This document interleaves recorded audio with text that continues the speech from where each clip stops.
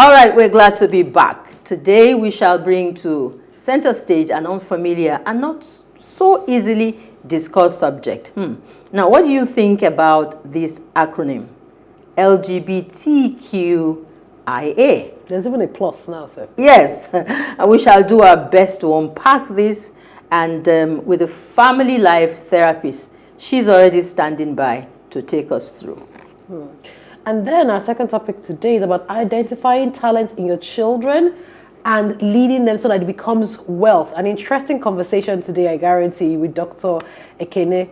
So he's an asset businessman and he has great entrepreneurial experience, and he'll join us on later on the show. All right. On the lifestyle segment, as usual, and the wellness segment, Pharaoh will be addressing a very, very important subject with her guests too, as always. And so, Fumi, do we just get right onto it? Yes, we just get right, since our guest is here now, so we'll just have her on to discuss our topic. All right. So, let's buttress the fact. Yes, we'll buttress the fact that knowledge is power and knowledge brings about change. So to increase our knowledge on this first topic today and understanding the effect that this might have, and when I say this is LGBTQIA, has on the children and how we can handle their sexual identity challenge. Yes, and to do that with us is a family life therapist, like I said earlier, highly experienced parent and teen coach with over a decade of expertise, empowering families and supporting adolescents. She's a certified professional with the Institute of Family Engineering and Development. Our guest has used her coaching to help families navigate the dynamics of raising teenagers and establishing healthier relationships and improve communication amongst family members. It's time to meet and welcome Motolani Abbe Falabi, a strong believer in the positives in effective parenting. She believes that from effective parenting, we can make the world a better place for us all. Welcome to the show. Thank you. Hello. Thank you for Welcome to the program. Today. Thank you so much. Tolani, are you there? Maybe you need to unmute yourself. I can hear you. Thank you if you for can hear having us, you me. need to Good unmute morning. yourself. We can't hear you. We can see you, but we can't hear you. Hi. Hello. Can you hear me?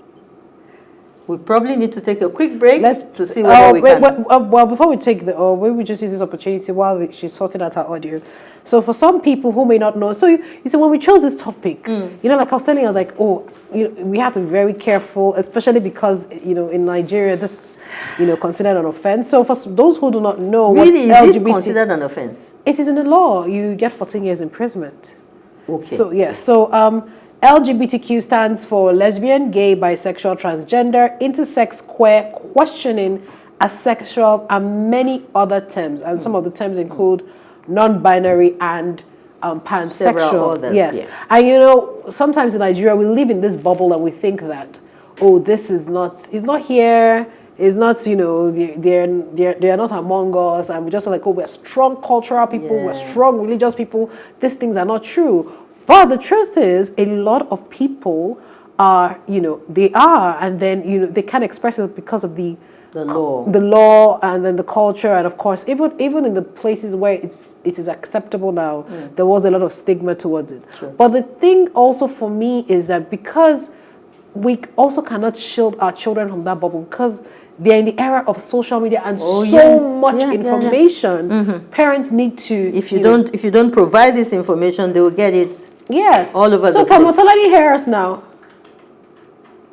Yes, I can hear you. Can't you hear? But we can hear you. Also hear me. If you can hear us, we still can't hear you. Oh wow. And we were having a very interesting conversation before the show. For this conversation because she really needs to. And I like the fact that she's a family therapy. And she's so smiley. That she's a family therapy coach and she's going to. So I don't know where we. You know when you talk about this thing about the legal aspect and people thinking that this is something that happens more outside of this country, this country. I remember many years ago on New Dawn with Fumi on that, you were there. Oh yes. We had a few of them come physical to the studio. And that's when the show was banned. Before it was even put in the law. that's when, remember that it was because of that particular episode that they took off Fumi's episode from being live. You know, remember the show used to be live, and that particular guest was live. Okay. And that's why the show now started being recorded, because there was a lot of backlash across the country for that. And so when that happened, you know, we started taking recorded DV tapes in those days to back to ground. But that's not even the focus today. The focus is our children are hearing a lot of these things, and they need to know, they need to understand. And what if, you know, many parents say, God forbid, what if, you know, your child comes to me and say, Dad, Mom, I think this is who I am. I think I am, you know, this certain way. I think, you know, I am this certain way. How would, you know, a parent handle it? Yeah. Yes. Okay, let's just take a short break. We need to take a break. And then we'll be right back. Okay. Thank you for staying with us. And finally, the audio issues with our guest is sorted. So, good morning, Motolani. Motolani. Good morning. So, you heard us when we were breaking down what LGBTQIA means. I know that many parents, not just parents, many of us think this thing is just something that's just going around outside Nigeria. Yes, when I've seen a few things here, and then we just feel like, we're so religious, we're so cultural, they can't break into us. So you are a family therapist. Have children come to you, or have parents come to you to say that they have, you know, they have identified other than being heterosexual? Have children or parents come to you and say, my child has identified as this, or children come to you to say, oh, Madam Tolani, this and this is how I feel. I don't think I'm attracted to girls or guys. I think I'm in, you know, a particular way. Yes, thank you so much for that question. And I love the fact that you said that, you know, parents sometimes become so religious. And a lot of people feel like this is not happening in Nigeria. This is just happening abroad. You know, as long as I'm in Nigeria, this does not affect me. But that's not the reality. We did a survey sometime last year, just after COVID. And the number of children between the ages of about 12 to 18 who have identified as LGBTQ is alarming. And parents are in denial because they are saying, it can't be here. It's just those abroad people. It has nothing to do with us. But the reality is, it is right here under our nose. But the parents are not even paying attention because they feel as long as I cover my child in the blood of Jesus and I'm praying, my child is safe. Forgetting that this child, from their cartoon, from exposure online, so these people have an agenda and they are very audacious with their agenda. They are pushing it out there. And then your children are interfacing with this because they are usually always online. And then you are surprised that they are orientating your children on this. That baffles me when parents feel like this is not among us. What we're saying is this is life in Nigeria, in some, I don't want to say all, in some of our secondary schools, especially if it's a boarding house. It's something that we've seen over time where male students sodomize their junior, even the female also do that. So it's so common in boarding houses. But it doesn't mean that it's excluded from the day student. It's something that parents need to pay attention to. This is no longer what used to happen abroad. This is right here among us now. And yes, we need to do something about it as a matter of urgency. Don't just pray and hope that your kids will be exempted. No. You want to have relationship with your children. It's very important because some parents are not even aware. And their children come to us and say, oh, I am experiencing this. At least I remember a case of a 16-year-old boy thereabout, you know, that reached out to me online and said, oh, this is my reality. And my partner is a married man. My partner is a married man. I used to go to their house because my parents were not home. He's the only child. So when his parents are out, the mother will say, okay, go to Uncle so-so-so's house and, you know, play there. And now this man started sodomizing him, will promise him all kinds of things. The latest game he has, they go out together, he buys him lunch, buys him all sorts of things. And this guy could not say anything because this man had threatened him and said, see, if you tell anybody, number one, nobody would believe you. Even his wife would not believe. His parents would not believe. And the boy came to me and said, I need help. I'm enjoying this, but at the same time, a part of me feels like it's not right. Okay. All So right. this is the reality that we're dealing with at the moment. Okay. This is the reality that we're dealing with at the moment. And I'm picking up from where Fumi stopped when she asked of your experience. Have you had parents who have come over to you, or children who have come out, and you said yes? And you also said we need to do something about it. Can you tell us specifically 5 things that families or the society must begin to do now? I'm aware that this is a legal issue too. We're not allowed, people who feel or who find themselves in these categories are not allowed to openly declare who they are. So what can we do now? I don't know what to say. The thing is about helping to find help, helping people find, solutions to this place where we are at. So what do parents need to do? For every family right now, the question is, your family, do you have a family vision?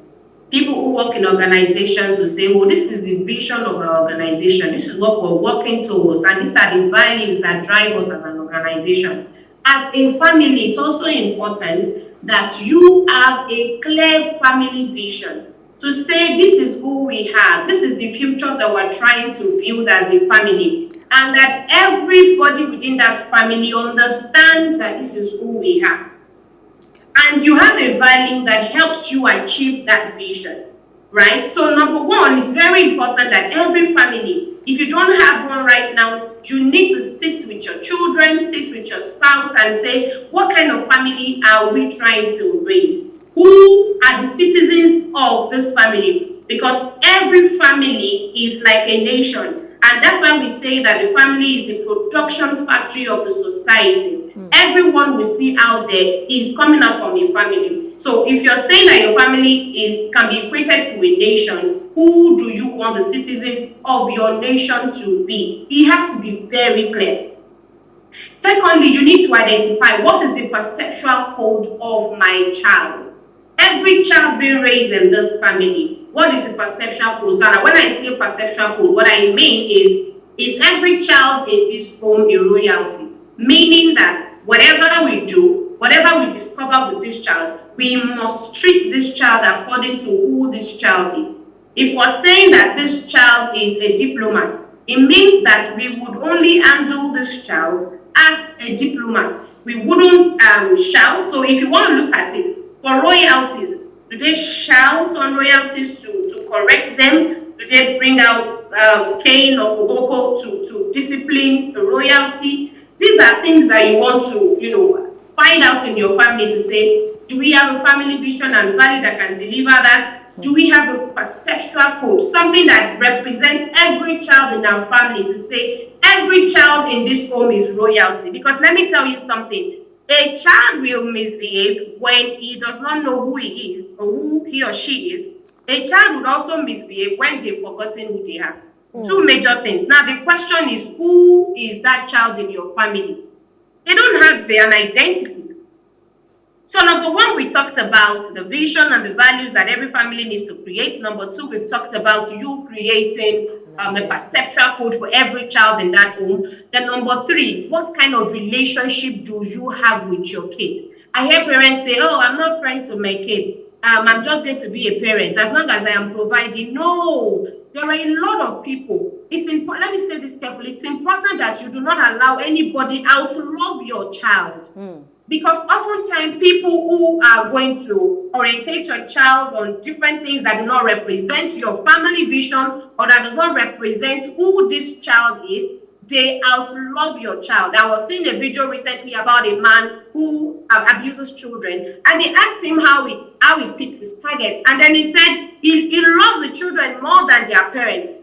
So they give that experience to your child where your child feels comfortable and your child feels that, oh, this person loves me more than my daddy loves me or loves me more than my mommy loves me. So much that when they begin to sodomize your child, when they begin to abuse your child, or when they begin to introduce some orientation to your child, your child would accept it as a norm because this person feels like, your child feels like, oh, this person loves me. This person cares about me. So number one, we talked about vision and you creating your value. We talked about you creating a perceptual code. We've also talked about you creating that relationship with your child. Motolani, and then when you find out that these things are happening, or you observed to say, oh, I am observing some things with my child's sexuality, what you need to first of all do, number one, is, mommy, calm down.